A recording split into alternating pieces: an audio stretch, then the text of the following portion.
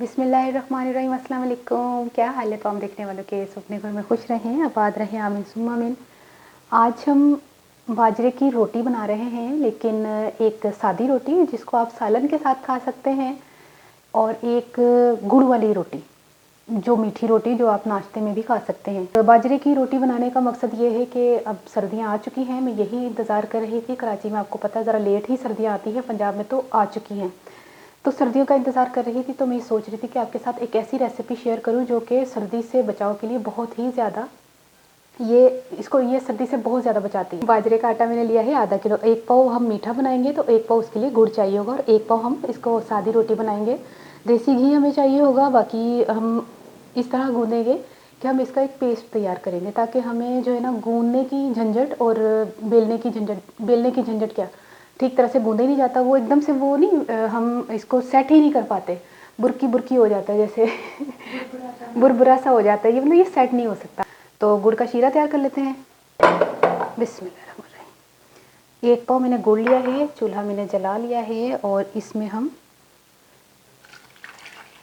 1 cup पानी, और ज़रूरी नहीं है कि 1 कप पानी ही जाएगा, पानी जो है वो थोड़ा सा ज़्यादा भी जाएगा, क्योंकि हमने इसका आटा नहीं गूँधना, हमने इसको सब पतला सा एक पेस्ट बनाना है।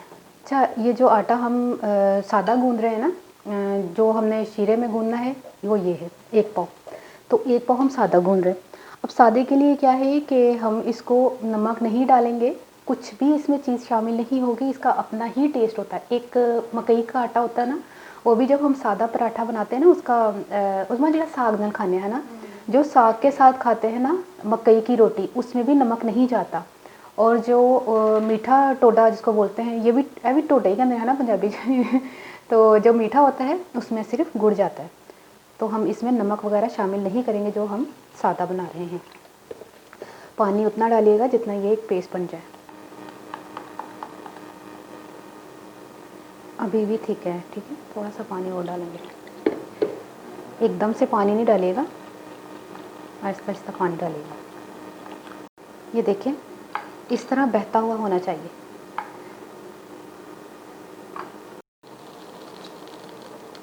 थोड़ा सा देसी घी हमने फ्राइंग पैन में, और नॉन स्टिक में बनाइएगा, ये दूसरे में नहीं बनेगा, ठीक है। इसको हमने घी लगाया,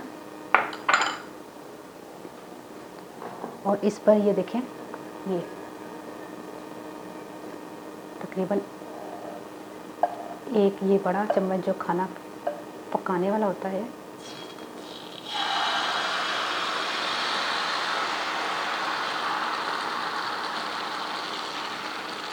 ये डाला। और फ्लेम आपने थोड़ा सा स्लो रखना है, मतलब ज़्यादा तेज़ नहीं रखना, स्लो रखना है। और इसको एकदम से पलटिएगा भी नहीं, वरना ये टूट जाएगा।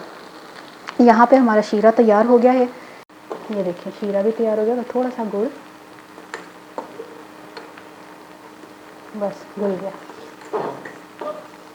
ठीक है। अब इसका भी चूल्हा बंद कर दें। अच्छा, ये किनारा देख रहे हैं आप, इसके एजेस को गौर से देखें, और ये जो आप कलर देख रहे हैं ना, ये कलर इस पूरी रोटी पे होना चाहिए, तब हम पलटेंगे। इस तरह पलटेंगे तो ये दरमियान से 2 से 4 भी टुकड़े हो जाएंगे।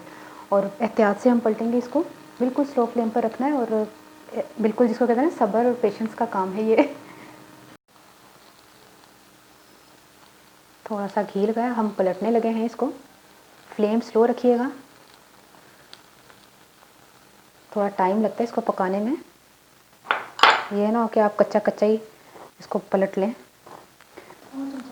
हाँ, अच्छा, ये चम्मच जो है पलटाने के लिए इसके किनारे बने हुए हैं, इसलिए मैं सोच रही थी कि ये वाला ले लूँ, गोल वाला, ठीक है। इस तरह आराम से जो काम होना चाहिए वो आराम से ही होना चाहिए। देखिए कितना स्लो फ्लेम पर कितना ज़बरदस्त बना है। अब वो बैक साइड जो हमने घी लगाया ना, देसी घी, तो उसको भी अब इतनी ही देर लगेगी, उसमें क्यों 10 कितना टाइम लगा ऐसे। हाँ ना, स्लो फ्लेम पे, हाँ, एक साइड को 5 मिनट लगे स्लो फ्लेम पर। हमने टाइम वेस्ट नहीं करना, इसको जब तक छान लेते हैं शीरे को, बिल्कुल स्लो हाथों से छानना है, ताकि जो मिट्टी वगैरह है वो नीचे बैठी हो तो हमारे खाने को, हमारी रोटी को ख़राब ना करे। अच्छा, ये हमने शीरा जो है वो छान लिया है। अब इसमें जो है ये वाला 1 पाव बाजरे का आटा मिक्स करके इसको भी हम पेस्ट बनाते हैं। इसमें सारा ही, ठीक है। अच्छा, जितना आटा होगा उतना ही गुड़ होगा, ये ना हो कि गुड़ कम कर दें आप। यहाँ रोटी हमारी तैयार हो गई, इसका भी हम उतार लेते हैं। ये देखिए ये तैयार हो गई है। अब हम सेकंड इसकी रोटी तैयार करते हैं। जब तक ये जो अमेज़ा आप देख रहे हैं ना, इसको भी हम इतना थिक नहीं रखेंगे, उतना ही पतला रखेंगे जिससे जो इससे पहले हमने अमेज़ा बनाया था, यानी कि इस तरह, ठीक है। और इसमें हमें थोड़ा पानी शामिल करना पड़ेगा। तो फिर चलते हैं, इसको दूसरी इसकी रोटी बना लेते हैं।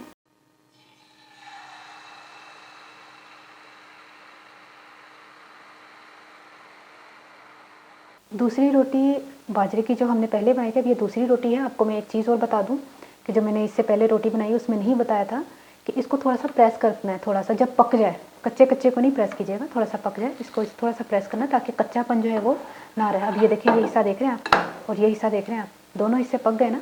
थोड़ा सा प्रेस करेंगे ना तो कच्चापन नहीं रहेगा। अब ये दोनों हिस्से पक गए हैं। अब हम क्या करते हैं, इस रोटी को भी हम निकाल लेते हैं, बाजरे की रोटी।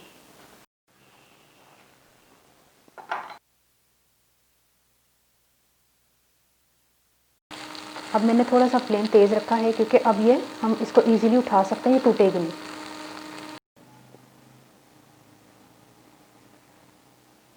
अब हम गुड़ वाला बना रहे हैं। गुड़ वाला मैंने आपके सामने ही बनाया था, जब हम पहली रोटी बना रहे थे इसकी बाजरे की, तो हमने उस वक्त आपके सामने ही गुड़ वाला बाजरे का आटा घोल लिया था। और ये भी इसी तरह हमने इसको डालना है। 1 चम्मच लेना है, ये आप देख रहे हैं।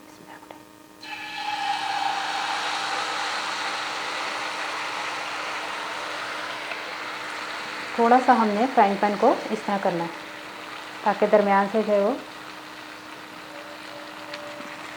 मोटा मोटा ना रहे। ये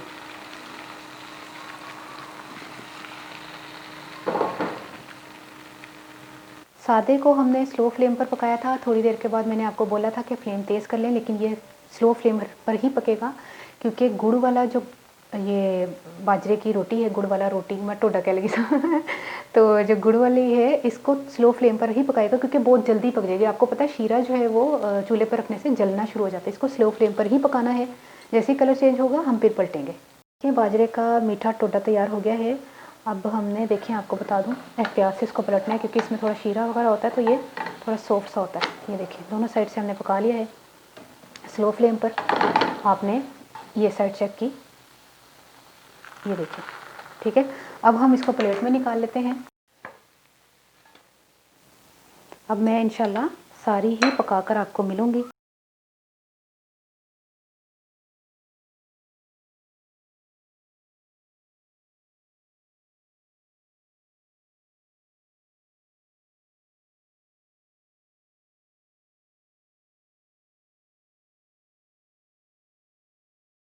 ये देखें, गुड़ वाला तैयार कर लिया है हमने, और हमने फीका वाला भी तैयार कर लिया है। फीके वाले से मुराद ये कि जो शुगर के पेशेंट हैं उनके लिए बेस्ट है कि वो गंदम के बजाय बाजरे की रोटी खाएं।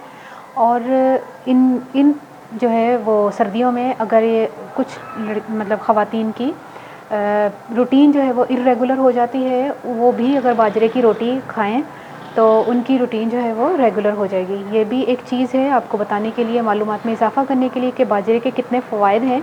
सर्दियों से तो बचाता ही बचाता है, लेकिन इसको खाने से कोई नुकसान नहीं है। अच्छा, मैं ना कह रही था कि मैं लेसन आधा किलो बाजरा का आटा लिया सी। 1 पाव मैं गुड़ वाले बना लेने, 1 पाव मैं सादा बना लिया, ठीक है। तो ਉਹਦੇ ਵਿੱਚ गुड़ ਵਿੱਚ मैं 1 पा ही मैं गुड़ पाया, ताकि ਉਹਦੀ मिठास ਜਿਹੜੀ ना ਉਹਦੇ बराबर बराबर रहे। तो बाकी सादे ਵਿੱਚ ਤੁਹਾਨੂੰ पता नमक भी नहीं पैना। तो सादी वाली तुसी खाओ, साग नाल खाओ, या ਇਹਨੂੰ ਚਾਹ ਦੇ ਨਾਲ ਤੁਸੀਂ ਖਾ ਸਕਦੇ ਹੋ सुबह के टाइम। ਤੁਸੀਂ ਯਕੀਨ नहीं करोगे, ਹੁਣੀ ਮੇਰੀ ਭੈਣ ਨਾਲ ਭਾਜੀ ਦੇ ਨਾਲ ਗੱਲ ਹੋਈ ਹੈ, ਤੇ ਉਹਨਾਂ ਦੇ ਨਾਲ ਵੀਡੀਓ ਕਾਲ ਕੀਤੀ ਤੇ ਮੈਂ ਕਿਹਾ ਮੈਂ ਬਾਜਰੇ ਦੀ ਰੋਟੀ ਬਣਾ ਰਹੀ। ਕਹਿੰਦੀ ਓਏ ਓਏ, ਤੇ ਬੜੀ ਚੰਗੀ ਆ, ਪਤਾ ਹੀ ਤੈਨੂੰ। तो मतलब कि ना असी बच्चों स्कूल भेजते, स्वेटर पाने सा, टोपियां पाने सा, जलाबा पाने सा।